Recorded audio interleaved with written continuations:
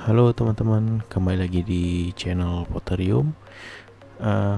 Pertama-tama saya ucapkan dulu mohon maaf lahir dan batin, mumpung masih suasana Lebaran ya.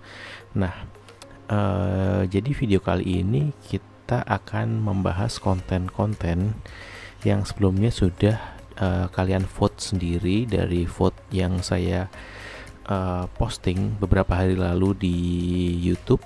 Jadi untuk vote yang menempati peringkat pertama itu dari sekitar 80 votes itu adalah video mengenai bagaimana menangani ball python yang terkena flu, atau sebenarnya cara ini bisa juga digunakan untuk ular lainnya, tapi untuk kali ini itu spesifik ke ball python dulu.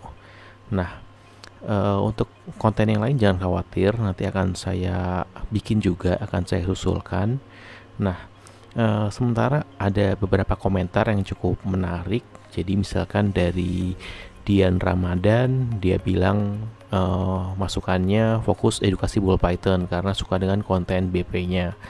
Ya, sebagian besar memang kontennya Potterium itu akan banyak membahas mengenai ball python sebagai salah satu spesies yang paling umum. Nah, tapi ada juga nih komen dari Jani Janoy yang bilang bahas mob dipong, karpet, monopohon, atau dwarf. Ya karena itu juga yang saya rasakan ketika saya cari informasi mengenai banyaknya banyak spesies ular-ular yang tidak umum. Jadi seperti misalkan karpet python atau kemudian mungkin monopohon juga itu sedikit jarang ya kontennya. Jadi karena saya juga sedang merambah karpet python, jadi mungkin kedepannya akan banyak juga konten-konten mengenai karpet python. Lalu mengenai morph BP yang lagi tren, itu saya lebih prefer bahas ular yang saya punya sekarang, jadi kayaknya agak sulit karena ball python saya nggak terlalu banyak. Tapi mungkin kita bisa bahas juga lewat foto-foto yang ada di World of Ball Python. Jadi sana banyak foto-foto kumpulan morph. Kalau teman-teman setuju dengan cara kayak gitu, komen aja di bawah. Saya bisa pakai foto-foto punya orang untuk komentar mengenai morph atau membahas mengenai detail masing-masing jenis mutasi pada ball python. Dan yang terakhir adalah ya komentar dari Yudi Setiadi cara mengatasi ular, flu, dan sariawan. Itu semuanya nanti dibahas di dalam video ini. Jadi selamat menyaksikan.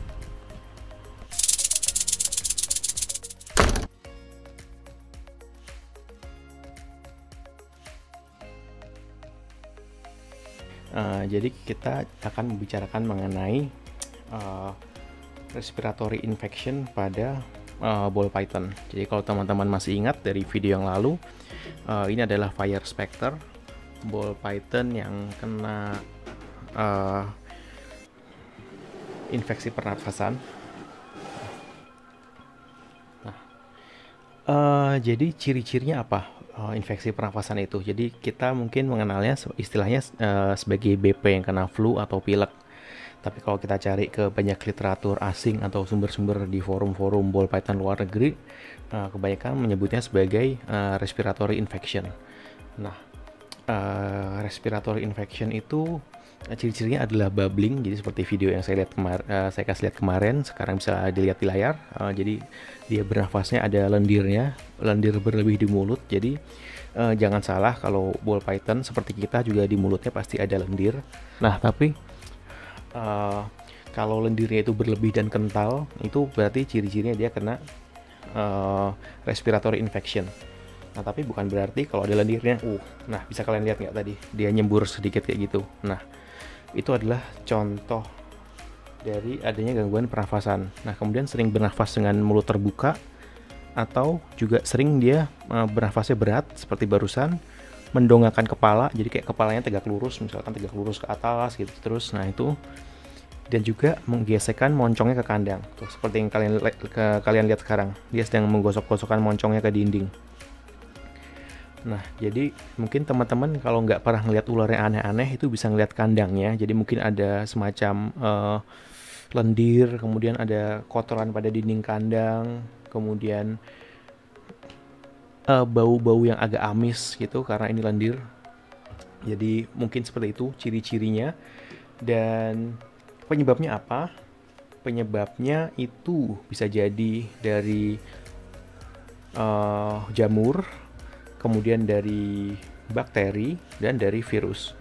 Nah, saya kurang akrab dengan yang dari jamur, tapi kita coba bahas yang dari virus dan dari bakteri. Nah, kalau yang dari virus itu biasanya orang menyebutnya sebagai nidovirus, dan itu mungkin mirip sama corona sekarang ya. Itu bisanya disembuhkan pakai vaksin atau antibodi yang diproduksi oleh ularnya sendiri. Oleh karena itu kalau misalkan ular terkena virus itu agak susah, jadi sembuhnya harus kita mengandalkan daya tahan tubuh ularnya sendiri. Jadi kita bisa membantu dengan memberikan misalkan multivitamin atau memberikan juga antibiotik untuk membantu ularnya sembuh. Tapi sebetulnya secara teori kalau dia terkena virus, maka yang kita perlukan sebenarnya adalah antivirus dan karantina, karena dia harus sembuh sendiri, dan virus itu karena sifatnya menular, maka kita harus perlakukan dia secara lebih hati-hati. Oleh karena itu, saat menangani ular dengan sakit respiratory infection ini, sebaiknya itu selalu pertama dipisahkan dari ular-ular yang lain, kemudian ditanganinya secara sendiri. Misalkan teman-teman ngurusin ular hari Senin, maka untuk ular yang pilek katakanlah diurusinya di hari yang lain gitu. Intermezzo sedikit, salah satu komen kayaknya sempat membahas mengenai flu dan sariawan.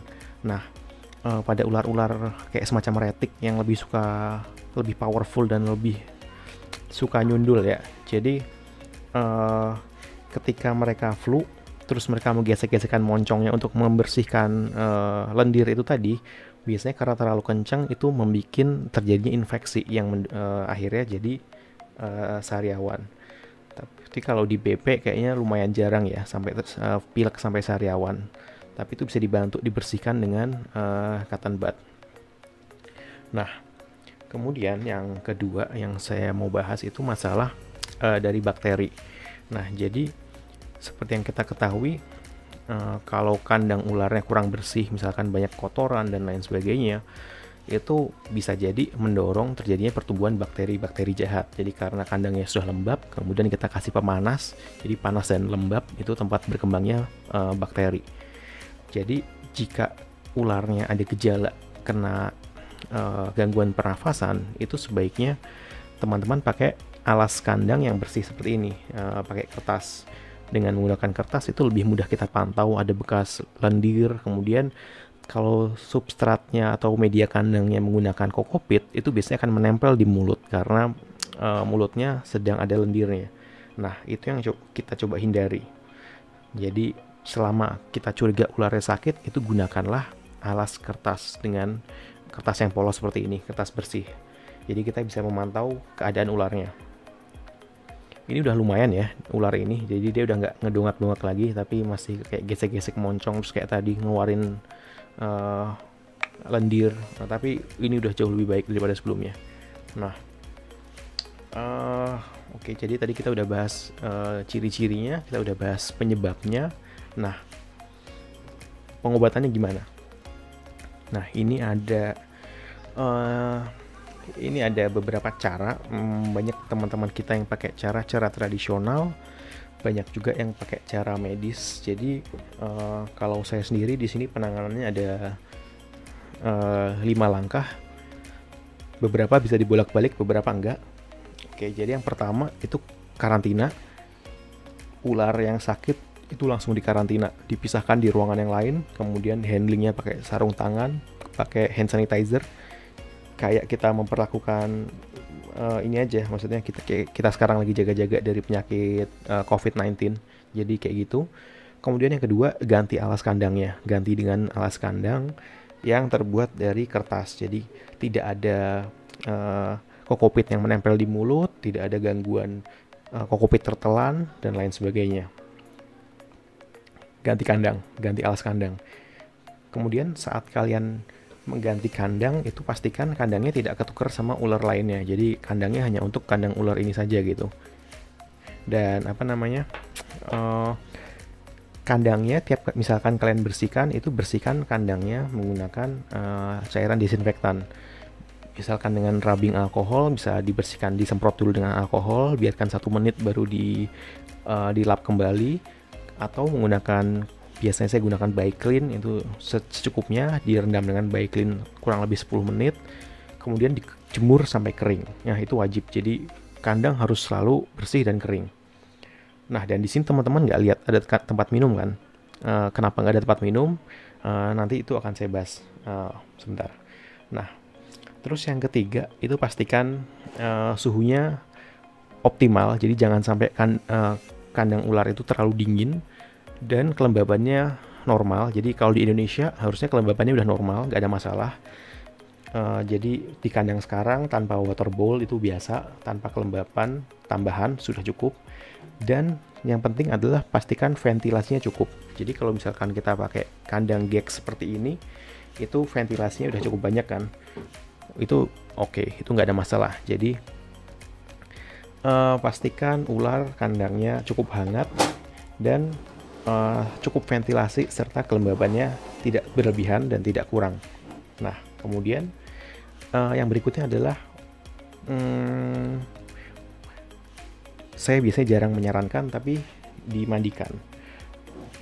Kalau dalam keadaan normal mungkin ular tidak perlu dimandikan dan dijemur, tapi kalau dalam keadaan seperti ini mungkin kita bisa membantu untuk mengoptimalkan suhunya. Kita bisa bantu dengan merendam ular di air hangat. Jadi airnya sekitar 35-40 derajat, itu bisa kita rendam sekitar 15 atau 20 menit. Saya biasanya rendam kayak gitu seminggu sekali. Nah, terus bisa juga dijemur setiap pagi jam 8 atau jam 9 sekitar 15 menit. Jangan terlalu lama. Jadi karena ular itu tidak terlalu tahan panas. Jika terlalu panas dia bisa cepat mati. Jadi dijemur sebentar saja sambil ditungguin, jangan pernah ditinggal. Nah, oke. Dan yang terakhir itu sebenarnya sarannya adalah ke vet, ke dokter hewan. Nah, tapi masalahnya tidak semua kota itu biasanya punya dokter hewan spesialis reptil. Nah, oleh karena itu kita perlu yang namanya kotak gawat darurat. Ini adalah kotak obat-obat saya. Jadi di sini saya punya beberapa obat yang bisa digunakan untuk menghadapi ular ini.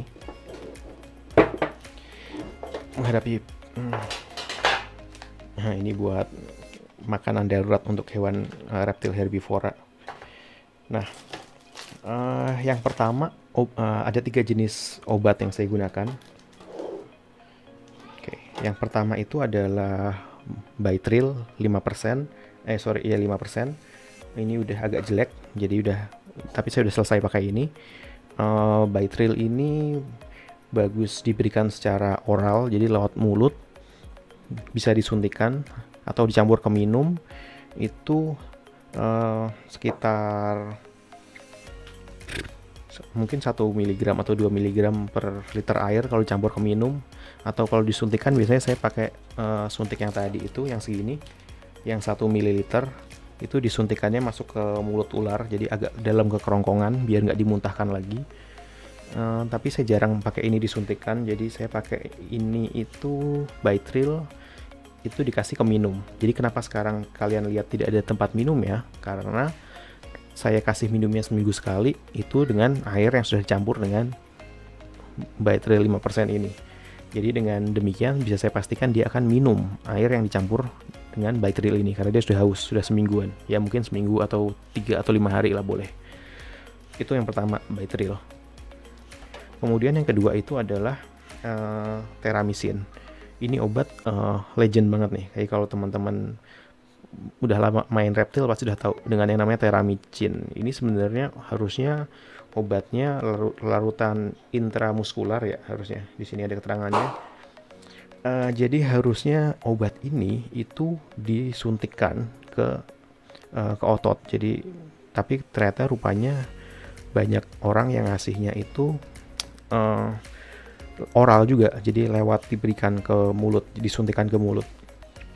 Saya kemarin juga sempat ngasih dia disuntik ke mulut pakai ini, itu sekitar sama pakai satu spet ini, jadi satu syringe ini 1 ml. Nah itu biasanya diberikan per kilogram. Jadi misalkan kalau nggak salah ini 2 mg per kilo ularnya. Jadi karena dia masih kecil, jadi saya kasih cuma 1 mg waktu itu kalau nggak salah, cuma sedikit banget. Tapi disuntikan sekali lagi, bentar, mana tadi yang udah dibuka. Nah, si syringe-nya ini didorong sampai ke mulut ular agak dalam, baru disuntikan. Jadi obatnya akan tertelan. Seperti itu. Jadi teramicin, kemudian ada Bytril. Nah, dan yang ketiga, sebenarnya ini bukan obat, tapi ini adalah reptil booster. Ketika kondisi ular sudah membaik, itu ini bisa diberikan diminum ular, karena ini fungsinya adalah semacam apa ya, seperti kayak vitamin kali ya. Jadi ini mendorong ular untuk nafsu makannya meningkat. Jadi ketika ular itu pilek tapi sudah mulai mau makan, itu biasanya akan tinggi harapan dia untuk sembuh kembali gitu. Jadi daya tahan tubuhnya akan kembali lagi. Perbedaannya si Fire ini dengan banana cinnamon yang mati itu adalah si Fire ini masih mau makan, sementara yang banana cinnamon dia udah nggak mau makan. Jadi ini bisa diberikan, bisa buat ular yang sakit, bisa juga buat ular yang sehat. Jadi dicampurkan beberapa tetes ke air minumnya. Jadi itu adalah 3 obat yang saya pakai. Nanti kalau teman-teman tertarik untuk beli atau perlu untuk beli, itu linknya ada di deskripsi di bawah. Saya cantumkan itu link beberapa tempat di toko online yang saya sering kunjungi. Biasanya mereka nanti kalau kita beli udah sekalian sama jarum suntiknya. Tapi ingat, itu cukup dipakai si ini aja, si syringe-nya, nggak pakai jarumnya. Karena dan jangan pernah coba suntik sendiri. Jadi kalau misalkan emang nggak yakin dan kalian mau yang lebih meyakinkan penanganannya, itu langsung ke vet atau ke dokter hewan. Jadi semua penanganan obat-obatan ini tadi adalah sifatnya darurat. Dan yang jelas itu teman-teman perlu selalu mengamati ular-ularnya untuk tahu kondisinya gimana. Jadi pengamatan setiap hari itu penting. Dan satu lagi sebenarnya, kenapa penyakit gangguan pernafasan ini sangat mematikan untuk ular. Jadi kalau kita kayak pilek ya udah biasa aja, tapi untuk ular kenapa mematikan? Karena ular itu paru-parunya memang ada 2, tergantung spesies, tapi yang satu biasanya tidak ada atau tidak berkembang. Jadi karena cuma punya paru-paru 1, nafasnya terganggu, ya udah gitu. Jadi bisa jadi liwat gitu. Jadi untuk pilek ini biasanya emang agak berbahaya. Oh ya, dan satu lagi yang sering ditanyakan, emangnya kalau kena pilek nggak bisa sembuh? Saya nggak dapat banyak literatur ya tentang itu, yang nggak banyak informasi juga. Tapi kalau dari penyakit bakteri, itu bisa sembuh. Karena begitu bakterinya hilang, itu harusnya sudah sembuh. Tapi di situ teman-teman harus rajin terus ngasih antibiotik dan vitamin. Jadi ketika kita tadi kasih Bytril untuk membunuh bakterinya benar-benar sampai mati semua, jangan ada yang tersisa. Jadi kasih treatment sekitar 2 minggu atau 3 minggu. Jadi ketika teman-teman putus kasih treatment, maka bakterinya akan berkembang menjadi bakteri dengan strain baru yang lebih kuat, lebih tahan terhadap antibiotik. Jadi penanganan harus optimal. Sementara kalau virus itu yang bisa kambuh lagi atau bisa menular. Jadi kayak misalkan flu influenza aja, sekalinya kita udah kena, ya udah kita kena virus itu. Sekalinya kita sakit, nanti dia akan naik lagi, dia akan muncul lagi. Jadi harus dijaga daya tahan tubuh ular tetap optimal seperti itu. Oke, jadi mungkin untuk kali ini mengenai pilek dan flu kayak mungkin segitu aja. Jadi videonya mungkin agak aut-autan karena melebar ke sana ke sini, tapi nanti coba saya bantu kasih teks sana sini di dalam video, jadi teman-teman bisa lebih tertolong. Dan link-link penting terkait pengobatan ular secara mandiri ataupun semua obat yang saya pakai itu nanti saya taruh di link deskripsi di bawah, jadi silahkan cek. Oke, jadi untuk berikutnya, ini video ini sebagai tanggapan dari teman-teman yang minta membahas flu pada ball python. Untuk berikutnya silakan mau bahas apa lagi, silakan komen aja di bawah, like dan subscribe kalau ini videonya bagus. Mungkin untuk berikutnya saya akan mulai bahas carpet python. Jadi sampai ketemu di video berikutnya.